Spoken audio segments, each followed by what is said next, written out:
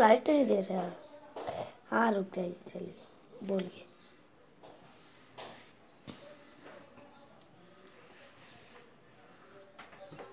मेरे प्यारे बच्चों, आइए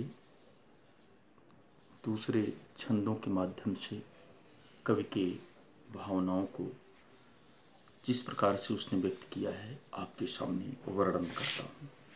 कवि कहता है, मैं यौवन का उन्माद लिए फिरता हूँ, उन्मादों में अवसाद लिए फिरता हूँ।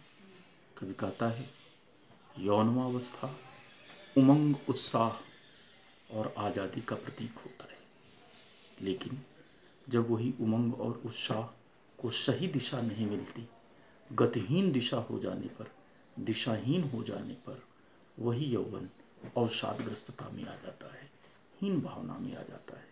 मनुष्य जब तक अपने शक्तियों से परिचित नहीं होता है, तब तक वो अपने को हीन समझता रहता है।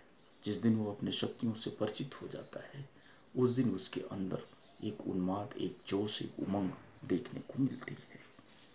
जो मुझको बाहर हंसा, रुलाती भीतर, मैं हाय किसी की याद लिए फिरता हूँ। कवि यहाँ पर कहता है कि मेरे हृदय में विभिन्न लोगों की याद है।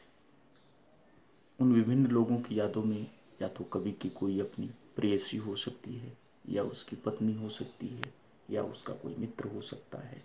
उनकी यादों को अपने हृदय में सजोए हुए जब कभी भी उसका मन इन यादों से घिरता है, तो वो अपने अंतः हृदय में रोता है, लेकिन बाहर संसार को हंसता हुआ दिखाई देता है। कर यत्न मिटे सब सत्य किसी ने जाना, नादान वहीं है हाय जहाँ पर दाना। इस सत्यता को बहुत ही कम लोग पहचान पाते हैं। क्यों? क्योंकि संसार अपने स्वार्थों के नाते, अपने लाभ के कारण वहीं पर नजर आते हैं जहाँ पर उनकी पूर्ति हो सके।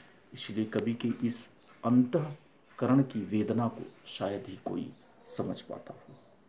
फिर मूढ़ न क्या जग जो इस पर भी सीखे, मैं सीख रहा हूँ सीखा ज्ञान भुलाना। कवि कहता है कि मुझे सांसारिक ज्ञान की आवश्यकता नहीं, क्योंकि संसार के नाते रिश्ते, संबंध, संसार के लोग, संसार के क्रोध, संसार के राग, संसार के वितराग, इन सारे ज्ञानों को मैं सीखना नहीं चाहता हूँ, बल्कि मैं इन ज्ञान को भुलाना चाहता हूँ। और जो वास्तविक प्रीत का ज्ञान है, प्रेम का ज्ञान है, अवलंबन का ज्ञान है, सहयोग का ज्ञान है, उसी मैं संसार के अंदर और बाहर दोनों तरफ प्रसारित करना चाहता हूँ। धन्यवाद।